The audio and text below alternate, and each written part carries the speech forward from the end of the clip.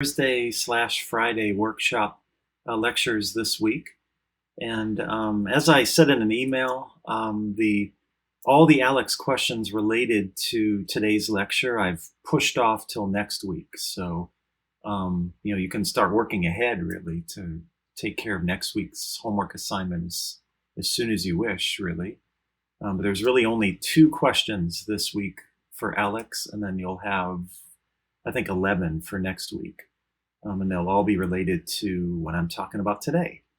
And so that is really picking up now, getting ready to put electrons in their proper orbitals. And so we call it electronic configurations. And so this is where we ended last day, talking about quantum numbers, okay? And what you'll notice is that whatever principal quantum number you have, which corresponds to really the row or period of the periodic table.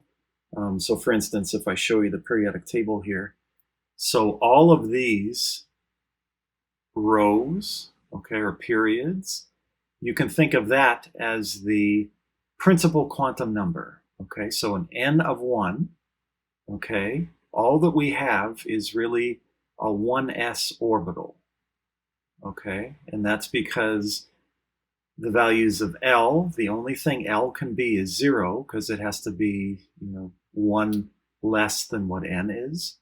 And so there's only one value for L and only one value for m sub L. Okay, so the only orbital we can have in the first row of the periodic table is a 1s orbital. Okay, then moving to the second row, you can see that we can have 2 different types of orbitals. So that you have 2 different types of L's. So you've got an L of 0 and an L of 1. In one of those, you only have an m sub L of 0, and that corresponds to the 2s orbital. But now you've got a p, so you've got 3 different types of orbitals here, and that is a p orbital. And so on the second row of the periodic table, we have an s and a p orbital. Okay, and so because of that, we typically will call the group 1 and 2 the s block. Okay, and what we're going to see is that when we start to put in electrons, that you can only have a maximum of 2 electrons in every orbital. Okay, so if you have, for instance, an s orbital, the maximum number of electrons that can go in any s orbital are 2. Okay, and so that's why if you look in the periodic table, helium, for instance, is right here. Okay, and that has 2 electrons. Both of those electrons have to go in the 1s orbital. Okay, and then when you get to lithium, beryllium, now you're starting to put electrons. So for instance, beryllium has 4 electrons total, right? It has an atomic number of 4. And so you've got 2 electrons in the 1s, and now you start to fill in electrons into the 2s. Okay, and then when these are filled, like for boron, now you start to put them in the 2p block. And so we typically will call this block the p block. So it sort of sounds like, elements are in prison or something. You've got the s block, the p block, and then the d block are the transition metals. And then the F block are the lanthanides, actinides, okay? And so if you read across here, you'll notice that there are 1, 2, 3, 4, 5, 6 elements in the P block here, okay? And so that means that they can accommodate 6 electrons. And if you have 3 different orbitals, each can hold a maximum of 2 electrons. That's where your 6 comes from, okay? And then, moving to the third, so we'll get more into this. So if n equals 3, now you've got 3 types of orbitals. You've got an s, a p, and a d, and so et cetera, et cetera. But we're now going to use these quantum numbers and, what the corresponding orbital notations, we're now going to start to put electrons in these. Okay, so these are the rules that we are going to follow. Okay, so electronic configuration is just putting electrons into their proper orbitals. Degenerate orbitals mean that they have the same energy. Okay, and so for instance, the p orbital, you have 3 different types. They will all be at the same energy, and so we call those degenerate orbitals. You'll see what I mean when we start to fill these in the next few slides. Ground state electronic configuration is the lowest energy configuration. We'll talk excited states just a bit in this class. You'll get into more of it in organic chemistry, but we're mainly going to talk about ground states here. So it's the most stable electronic configuration. And then the off-bow principle is just which orbitals fill first. Okay, so you will always have some that are lowest in energy and then others that are higher. And you always fill the lowest ones first, and then you build up to higher energy orbitals. Okay, and I guess I just said that. So these are the off-bow principles. So the lower energy orbitals fill first. And an orbital can only hold 2 electrons, which must have opposite spins. So remember, the Pauli exclusion principle said that no 2 electrons can have the same set of 4 quantum numbers. And so M sub s, remember, you could have an electron spin up or spin down. And so in other words, if you are filling, let's say, for helium, and we're putting 2 electrons in this 1s orbital, okay, so that's 2 electrons total, you can't put them in like that, okay, or like this. That is not possible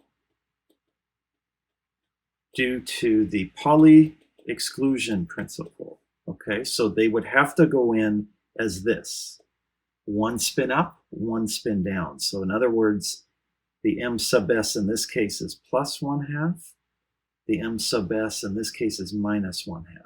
Okay, because everything else is the same. Like, n is equal to 1, L is equal to 0, and M sub L is equal to 0, okay? And so you can't have these having the same value, or else they'd have the same set of 4 quantum numbers, okay? And then Hund's rule relates if you have these degenerate orbitals, or orbitals that are at the same energy level, we have to first put them in so that all of their orbitals are all spin up, and then we start to pair them up after that. And so this sounds like a really, really confusing rule, and by words it really is, but we're going to see the application of that. Okay, so I will point out Hund's rule as we go along. Okay, it's really, really simple. I don't want to overcomplicate it here.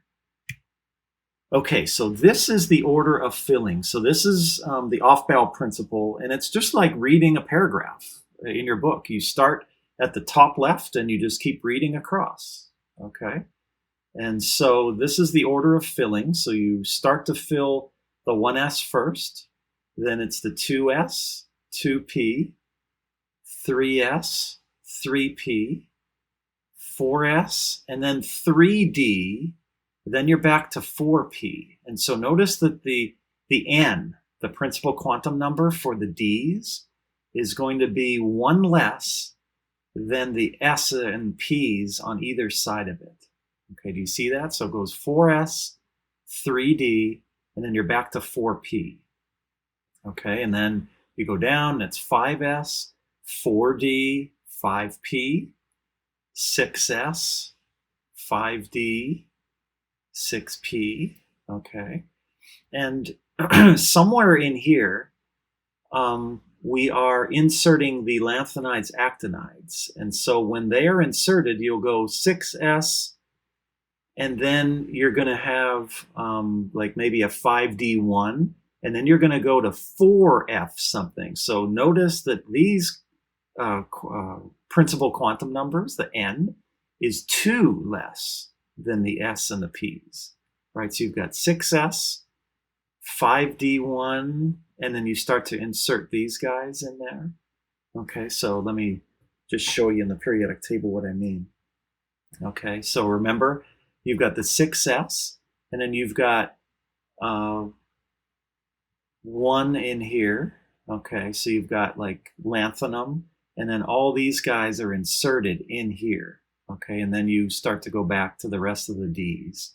And so you're going to go an S, and then maybe like 1D, and then you're going to go all these Fs, and then you're back to Ds and Ps. Okay, but the printable quantum number is going to be 6 for these S and Ps, 5 for these Ds, and 4 for the lanthanide actinides. Okay, and then 5 for these ones. Okay. All right. So let's get at it here. If we start with hydrogen, so let's go to the simplest electronic configuration. Hydrogen has a atomic number of 1, and so there's only 1 electron that has to go in the 1s orbital. And so you would just literally put it as 1s and then a little superscript indicating it as 1 electron. Okay. Helium has 2 electrons, so now it goes into the same orbital, but you put it as a 2. Okay. And so now lithium, which is next in line, so that has 3 electrons total. Remember, it can't go into the s orbital, right? The s can only accommodate a maximum of 2 electrons. So now you have to go into the next available orbital. So that's your 2s. And so it's 1s2, 2s1. Okay, so it's kind of getting into this, right? So we filled the 1s. Now we're into the 2s. And then after that's filled, then we're going to go to the 2p. And after that's filled, then you go to the 3s, then the 3p, and so on. Okay. And then nitrogen, for instance, is kind of going farther, but that's now nitrogen has a total. Actually, instead of doing that, let me pull it up on here. So nitrogen has a total of 7 electrons. Okay, atomic number of 7. And so that means also 7 protons, but we really don't care. And so electrons, you want to make sure then if it has 7 electrons, that all of these superscripts add up to 7. Okay, and so you fill the S, the 1s, then you go to the 2s, that's filled. Okay, so you're here, and then you start filling here, and now it's 1, 2, 3. Okay, so you now put 3 in the 2p orbital. Okay, and that's 3, 4, 5, 6, 7. So that's 7 electrons. Okay, the orbital filling diagram, we would just put it as, let's say spin up for that 1 electron. This you have to do for the Pauli exclusion principle. 1 has to be up, 1 has to be down. This, okay, you filled this, so now you put that in there, okay. And if we wanted to look at the next one, so beryllium is next, right? So let's go from lithium to beryllium. Okay, so beryllium has 4 electrons total. And so if we have 1s and 2s, it would look like this. 3, 4. Okay, so it has to come down like that. Okay, so then we filled our 2s. Okay. So now here is where Hund's rule comes into play. So let's look at the next one in line. So after beryllium, we have boron. Okay, so let's do boron, carbon, and then nitrogen. Okay. So here's what you do for Hund's rule. Okay, so boron is next. It has 5 electrons, okay, or an atomic number of 5. And this is usually the way that we indicate these.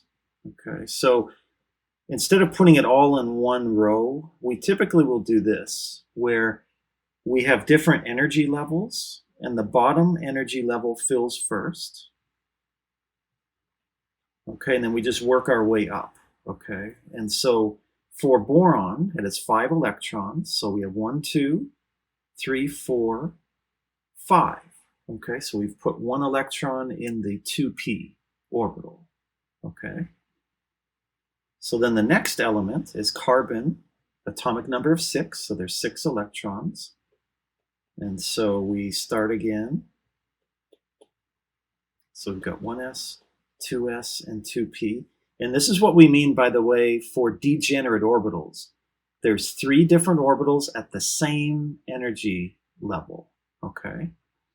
And there are 3 because you have different m sub l's, right? Remember, a p orbital, it has an m of 1, or an L of 1. Okay, L is equal to 1, and so then M sub L is equal to -1, 0, or 1. And so that's why we have 3 types of p orbitals. Okay, and so we have, for carbon, we have 6 electrons to place. So we do 1, 2, 3, 4. Here's Hund's rule: 5, 6. Okay, so Hund's rule says fill the degenerate set with electrons with the same spin first, and then you go and pair them up. Okay, so in other words, for carbon, the 2p, you wouldn't do this. Okay, and the reason for it is, if you think of electrons are negatively charged, for the lowest energy electronic configuration, you want to keep the electrons as far away as possible.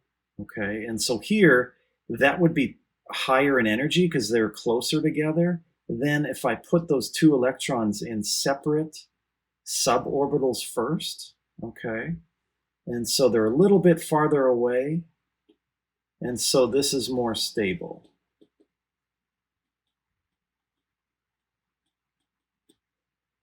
From each other.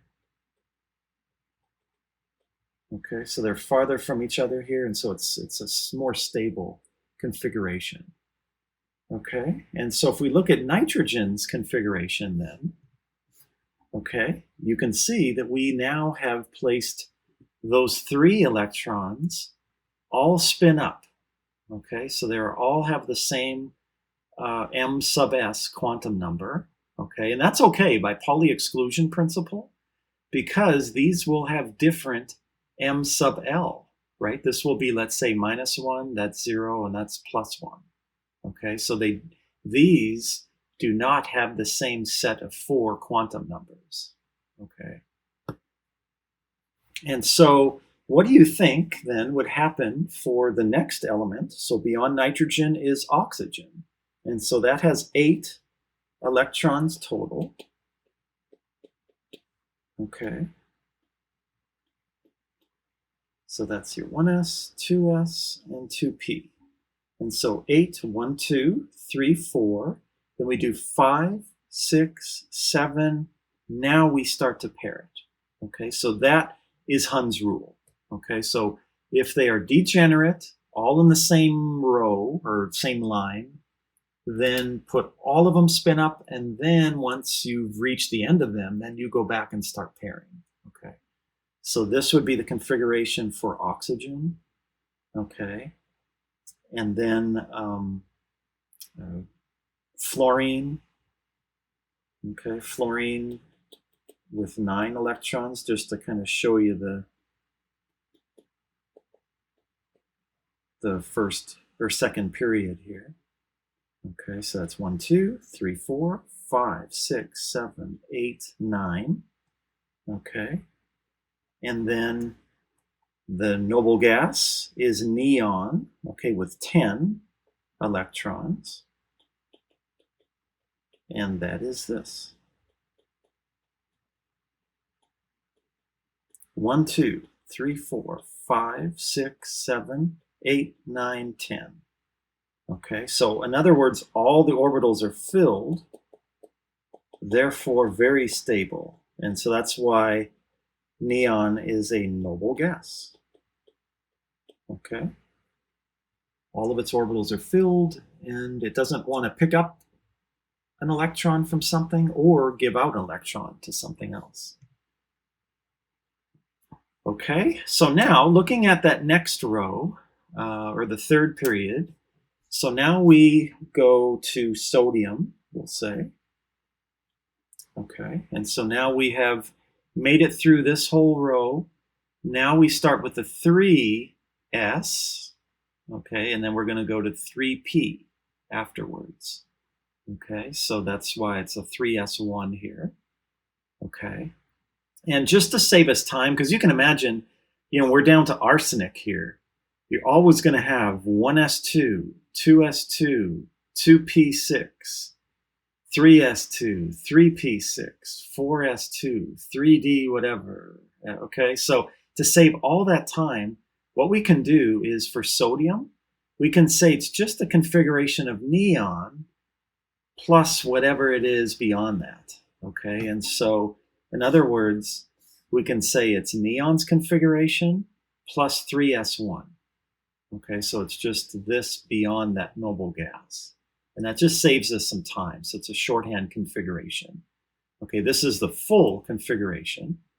Okay, but this whole thing is neon, so we can just put it in brackets. Okay. And then phosphorus. Okay, so it's 1s2, 2s2, 2p6, right? 1, 2, 3, 4, 5, 6. 3s2, 3p, 1, 2, 3. Okay. And so then we could also say that it is neon's configuration and then whatever comes after it. So 3s2, 3p3. Okay. And then potassium. Now we can say it's argon's configuration plus whatever is beyond it, right? So you could say this whole thing, or you could say, well, that's just argon. So just do argon 4s1. Okay. And then scandium. This is where now we start to get into the D's. Okay. And so we can say it's argon.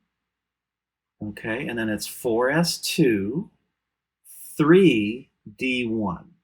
Okay. So remember, the N of a D is one less than whatever the S is. Okay.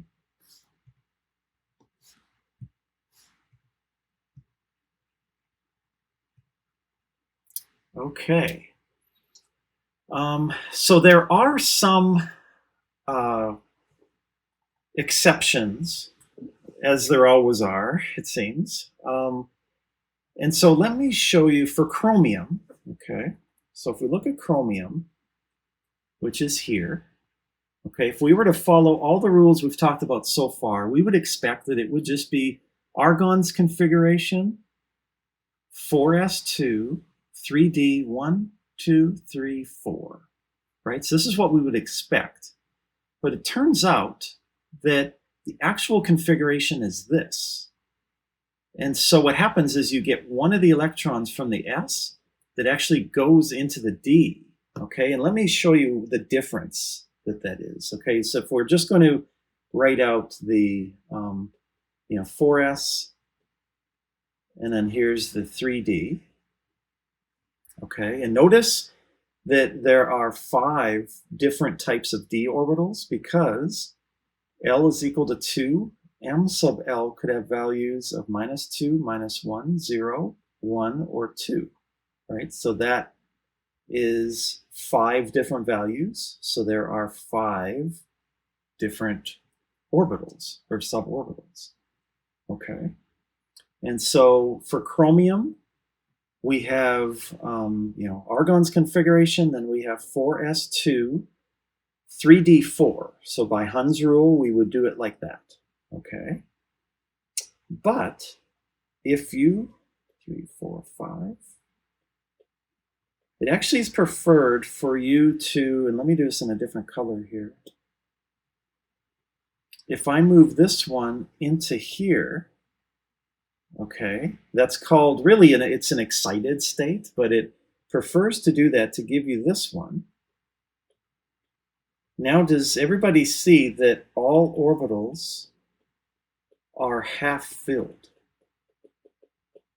Okay, and it turns out that if orbitals, if orbitals are fully filled or half filled,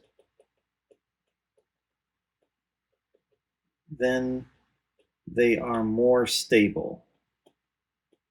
Okay, so you get a lower energy or more stable electronic configuration. So it turns out that this energetically is preferred versus the one, omitting the red. Okay, where you have one orbital that's empty here. Okay, and so you'll get that with chromium and molybdenum and tungsten. Okay, so all these really will be the same, where you have a D4 that likes to go to a D5 instead. And then, as you'd expect, chromium here, or copper, silver, gold, okay, they have D9 configurations. Okay, and so let me draw what copper's configuration looks like. Okay, so copper, we would expect this, where you've got, again, that, and then you've got 1, 2, 3, 4, 5, 6, 7, 8, 9. Okay, so that's what we would expect. Okay, but it is more preferred to do this.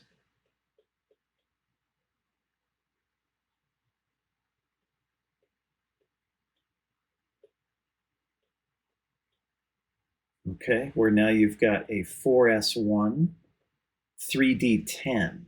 Okay, so this is meaning that now you've got orbitals that are either fully filled or half filled. Okay, and so this gives us a more stable electronic configuration versus this one. Okay, so again, you will see that trend for, it's taking a long time here, but there it is, copper, silver, and gold, okay, that are just one away from being fully filled. Okay.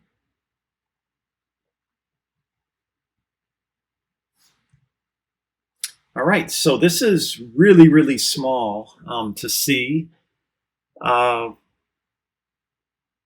this class, I'm not going to ask detailed electronic configurations for like californium or americium, plutonium. These, get really confusing. And to be honest, the real electronic configurations sometimes do not make sense. So for instance, you will have configurations where you're promoting an S electron into an F, and there's no reason for it. It's not giving you a half-filled or fully filled shell, but it just happens that it's more stable for some reason. And so for instance, MD here, Mendelevium, it prefers, I don't know if I can blow this up.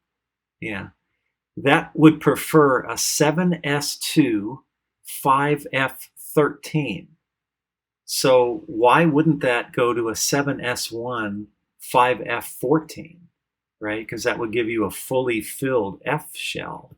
Okay, so let me clarify that. Okay, so this one, in this case, you've got the 7s, and then 1, 2, 3, 4, 5, 6, 7, which is the 5f shell. And so remember, F is an L of 2, or a 3 actually, L of 3. So then M sub L could be -3, -2, -1, 0, 1, 2, or 3. So there are 1, 2, 3, 4, 5, 6, 7 types of orbitals for F. Okay, and so this would prefer to be that. 2, 3, 4, 5, 6, 7, 8, 9, 10, 12, 13. Okay, so in this case, it doesn't do this.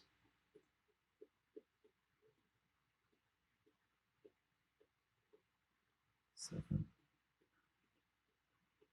13, 14. Okay, so even though this would be analogous to copper above, it really doesn't do it for some elements. Okay, and so you get a lot of those exceptions down in the lanthanides and actinides, and the reason for that is because if you're looking at the different energies of orbitals, we've got 1s here, and then there's 2s. This is more realistic as far as like the splitting of these, and then you've got the 2p, and then you've got the 3s, and then you've got the 3p, 3s, yeah, and then 3p, and then you've got the 4s, and then you've got the 3d, and then the 4p, and I think you see what's happening, right? This gap is getting smaller and smaller as you go up, okay? And so by the time you're up here at like the 7s, 5fs, they are like on top of one another, all those orbitals, and so it doesn't take much difference in energy to promote, from the s to the f's or between the p's and the d's, okay? And so it gets rather hard to predict the electronic configurations for heavier elements, okay? And you generally have to use computer programs, really, that fill in the orbitals and then do the energy calculations for different possibilities and then picks the lowest energy configuration. But for some of these, there's still disagreement in the scientific community about what is the lowest energy configuration, okay? And so really for this class, if you know the configurations really up to really radon, you'll be in good shape, okay? And that will include, the lanthanides here, okay? And so let's look at an example. I don't know if I have any in the slides here. I don't. Okay, so let's look at an example of that. Okay, so let's look at the electronic configuration for, let's look at barium first. Okay. Yeah. Okay. Just a little bit bigger here. Okay. Okay, so let's do barium's configuration. Okay, so we could, and just for practice, let's just do it this time, the full electronic configuration. So barium, if we're starting from up here, we've got 56 electrons to place, and 1s is always going to be filled first. So its full configuration would be 1s2. You can't see that. There we go. Okay, so it's 1s2, 2s2, 2p6. Okay, and that gets us to here. Now it's 3s2, 3p6, and then 4s2, 3d10. Okay, right? If you count across here, 1, 2, 3, 4, 5, 6, 7, 8, 9, 10. Or another way to look at it is you've got 5 different orbitals for D, and each can hold a maximum of 2 electrons, so that's 10. Okay, and then after the 3D, now you're back to the 4p. Okay, so that's your 4p. Actually, I guess I blew it up as well.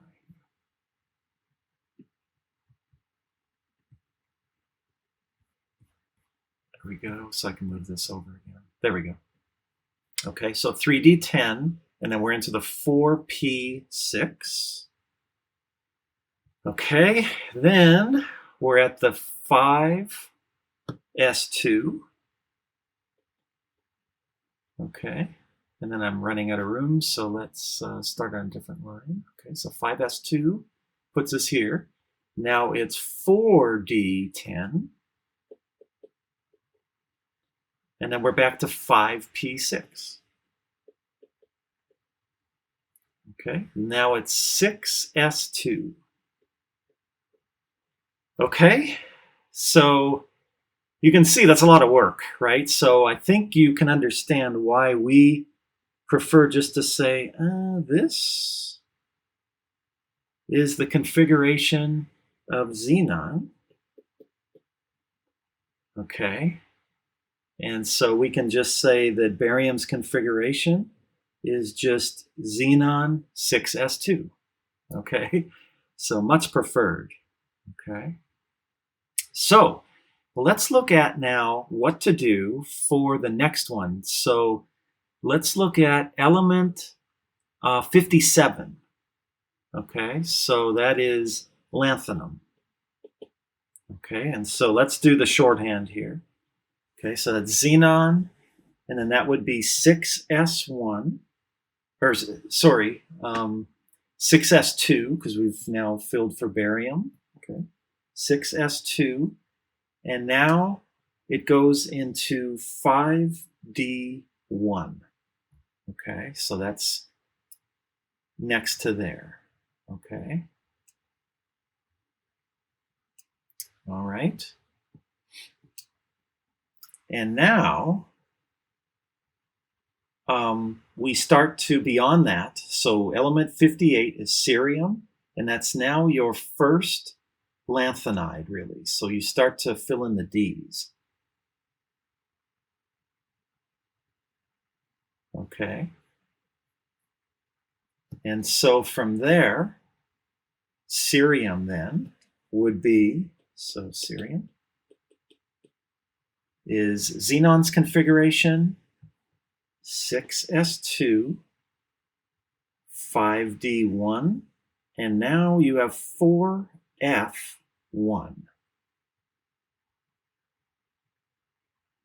Okay.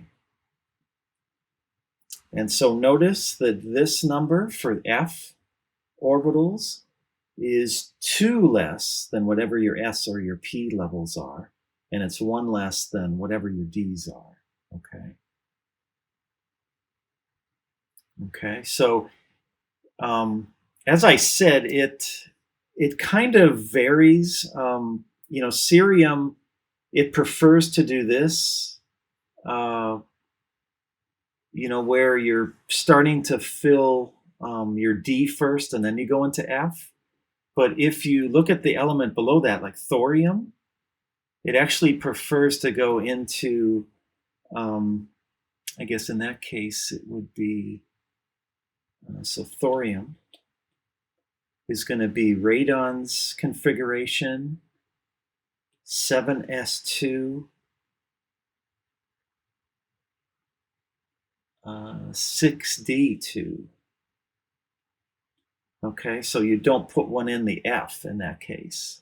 And so it really, where you start to really see, kind of different behavior is really for the actinides. Okay, and so that's why I'm going to stop it for 131, really up to radon. Okay, so you don't have to worry about those ones. Okay, so cerium, we have now placed these ones. So the S block here. So we have the 6s2.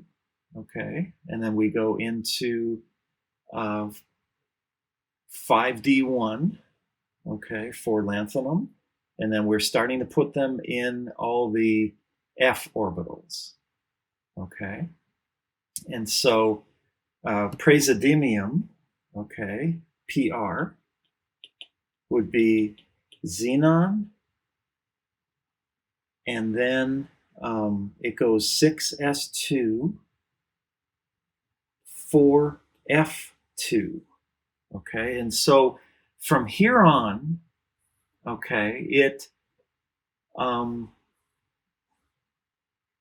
instead of you putting it in the d orbitals, they all go into the f's. Okay, and so really it's just for cerium that it prefers to go, one into the d block and then the other into the f. Okay, if we go to neodymium, so the next one, Nd, now it's xenon 6s2,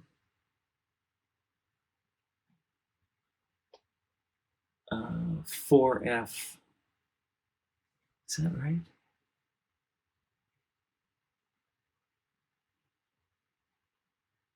One, two. These are so small.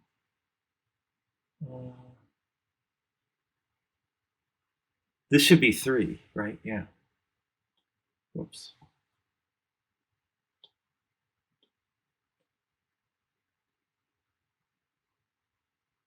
Sorry. Okay, so that's F3, right? So for PR, in other words, you're putting 2 in the 6s, and then you're starting to put 3 into the F block. Okay, so notice that there's a total of 14 across here. So you've got 7 orbitals, each holding a maximum of 2 electrons. And so that means you can accommodate 14 electrons total.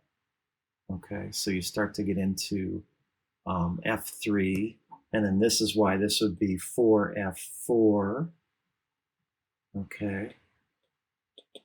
PM is Xe6S2, 4F5 in that case. Okay, samarium, 6S2, 4F6. Okay, then europium, okay, is 6s2, 4f7. Okay, a very stable configuration because you have a half-filled F shell. Okay, and so then gadolinium is one where you're going to have another exception. So you'd expect it to be this, 4f8. Okay, but it actually prefers to be this, xenon 6s2, 5d1, 4f7. Okay, and so there you have a half-filled shell again. Okay, and it did that by putting 1 in there. Okay, and then from then on, it's pretty straightforward. So you've got an F9, F10, F11, 12, 13, and 14. Okay, and so really the exception ones, if you will, for the actinide or lanthanides is cerium. Okay, so cerium is a chemical element with a simple say in atomic. All right, Siri picked that up. Okay, but cerium is one of the exceptions. So you've got a D1F1 configuration. And then the only other one really is gadolinium. Okay, that's where you've got, again, a D1F7 configuration. Okay, but you don't go into an F14 by going like a S1, for instance. So that's not an exception. Okay, so really the only ones here, gadolinium and cerium, are the only exceptions. Okay. All right, so those are electronic configurations. I guess let me, so those are just the lanthanides. What about the other side of it? So let's say tungsten, for instance. Okay, so tungsten is element 74. Okay, so again, let's use the shorthand. So that's xenon, and then we've got 6s2. Then you've got 4f14. Then you've got 1, 2, 3, 4. Okay, and that would be now your 5d4. Okay, so tungsten is your 6s2, 4f14, 5d4. Okay.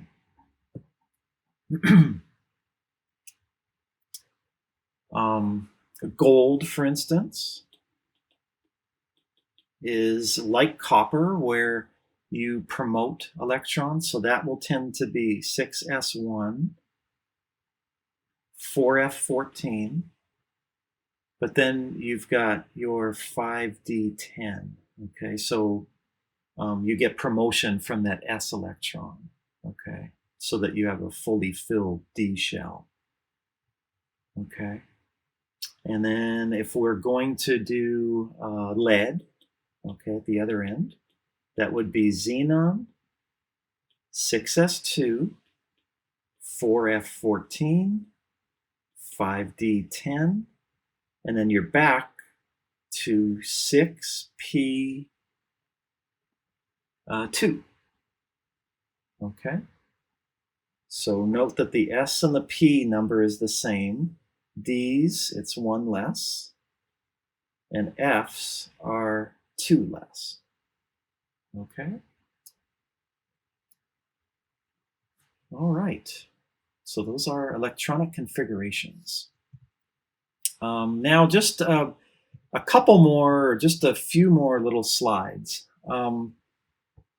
Effective nuclear charge is a concept that we won't talk too much about in this class, but it's really how much of the nuclear charge is actually felt by an electron. And so if we have, the nucleus that's positively charged, and then we've got all these outer electrons, you get some repulsion between these outer electrons and ones that are closer to the nucleus. Okay, and so you are kind of balancing out the attraction that these outer electrons have to the nucleus minus, what is the effect of repelling, from all those inner electrons. And so this is the formula. The effective nuclear charge is its actual nuclear charge minus the electron shielding.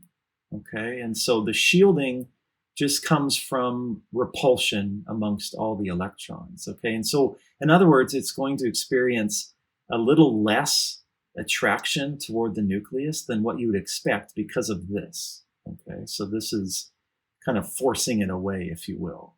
Okay, the repulsion effect.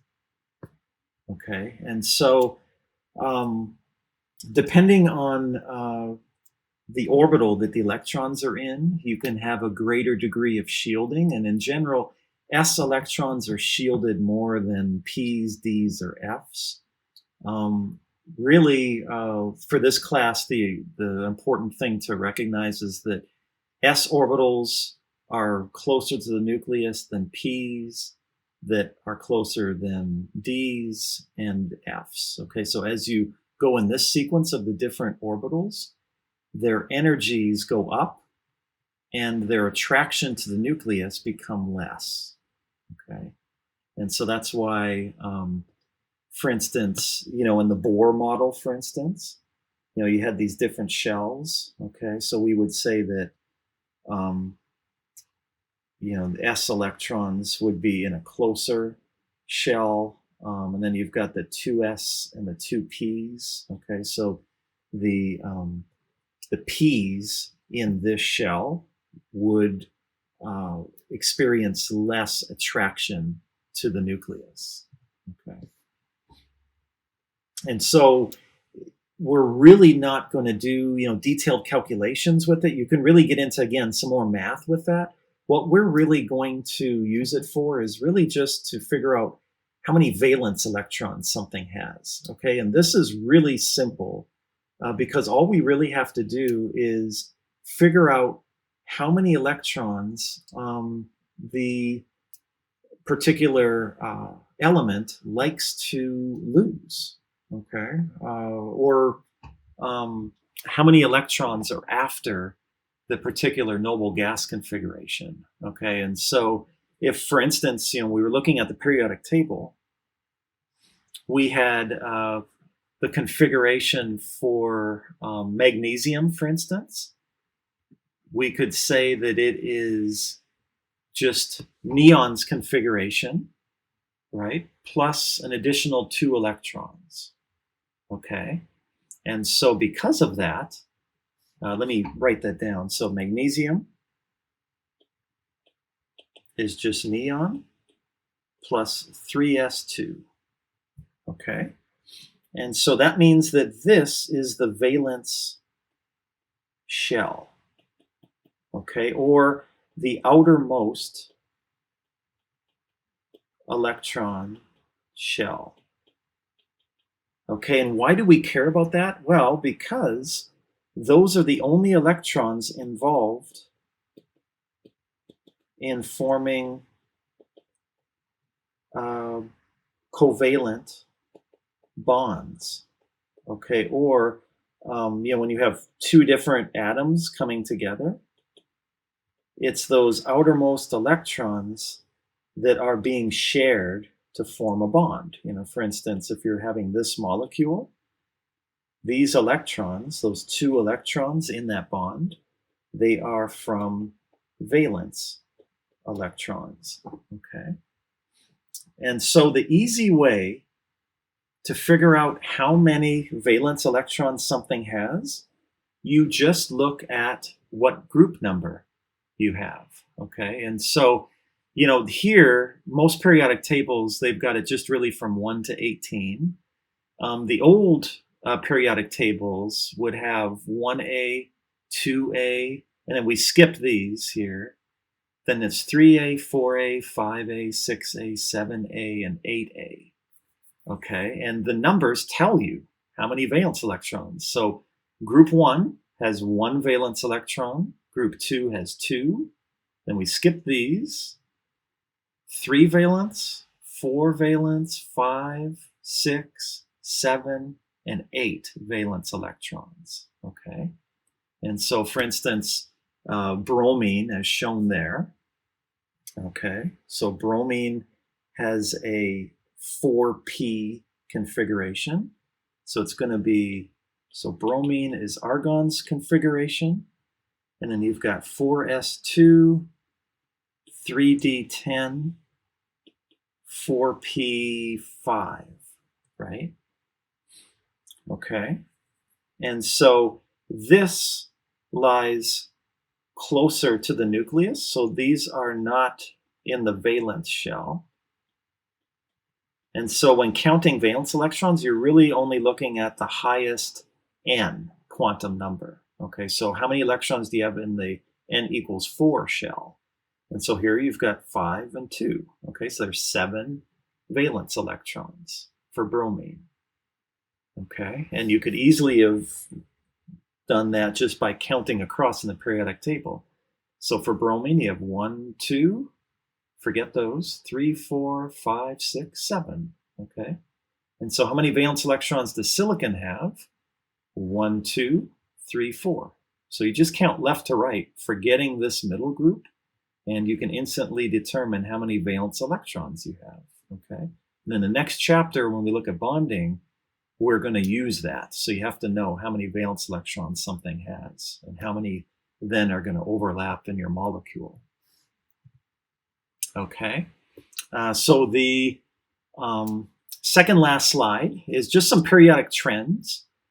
And so in general, as you go down a group, as you see here, the radius is going to increase. Okay, and the reason for that is because the size of the orbitals. Okay, so if we're looking at just, let's say the group 1s here, okay, where your valence shell is the s, okay, so your involving bonding is going to involve your s orbital overlap. Your 1s may have that size, your 2s may be like that, 3s bigger, 4s, and then 5s. Okay, so as you go down a group, the size of orbitals will increase. Okay, so therefore atomic radius will go up. Okay, so the electrons, in other words, are getting farther from the nucleus as you go farther down. Okay, But notice what happens as you go across a period. The size goes down, right? It's getting smaller as you go left to right. And so the reason for that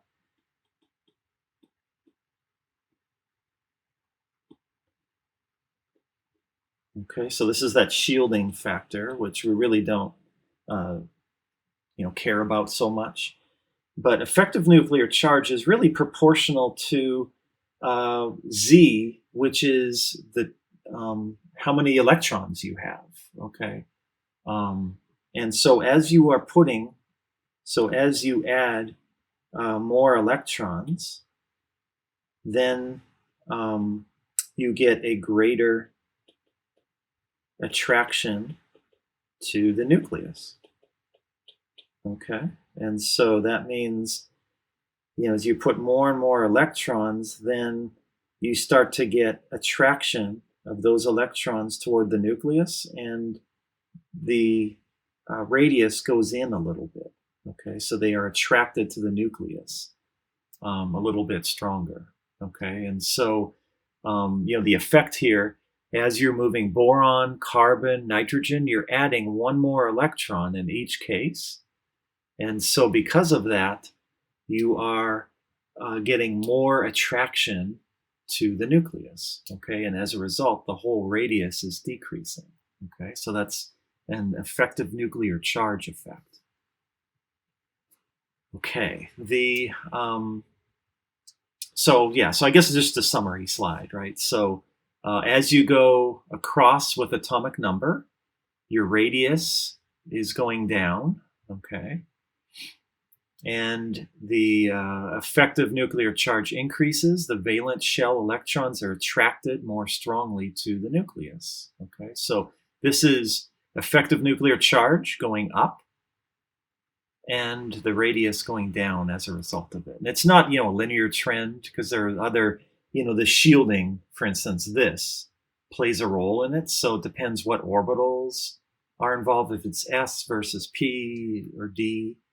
But it's a general trend that as effective nuclear charge goes up, the atomic the atomic radius goes down. Okay, so that's a lot of material. So it's a good thing it's on video, so you can rewind it, take your time with it, and really digest the material. But that should give you lots to think about, and should prepare you for your next ALEKS homework assignment as well. Before I sign off, I have posted some Chem 101, so to give you some participation already. These I set up as homework, and so irregardless of when you are watching this, they won't expire. Okay, well, actually they will. So watch this video hopefully within 7 days of today. But take a stab at these questions that should appear when you log in. And the questions, they go back to quantum numbers. And so it looks like a few of you already did put this in. But how many electrons in an atom can have the following quantum numbers? Okay, and so you have that as possibility. And so, think about that. Okay, M sub S, M sub L. Okay. So that's the first question. And then quantum 6 is this. So a single electron in orbital has those quantum numbers. What's the quantum number for the next electron that's added to that orbital? Okay. So you have that. And then configuration 1. So which of the following is electronic configuration of a neutral iron atom? Okay, and so just go through what we talked about today for that. Then configuration 2 is which of the following represents the electron configuration of P3 minus? And so this is going to start the next chapter. We're going to talk about ions. And so I want you just to kind of think about that. So what do you do if it's negatively charged? So think about what phosphorus is just by itself. So just P. And then what if you add 3 electrons? What does that look like? Okay, so think about that one. And we're going to talk about this at our next lecture, all of these. I think that's it. Yeah, so just those, what is it? 5 questions, right? Well, quantum 7, did I show you that one? Oh yeah, that one too. So if n equals 2, what's the maximum allowed value for L? Okay. So that one. Okay, so those 5 questions on Chem 101 to get your participation points, and we will talk about them on Monday of our next lecture, so the next live lecture on WebEx. So have a great weekend, you guys, and I will also post detailed solutions to the midterm number 2 questions, and so look over these videos and let me know if you have any questions. Okay, take care and be safe.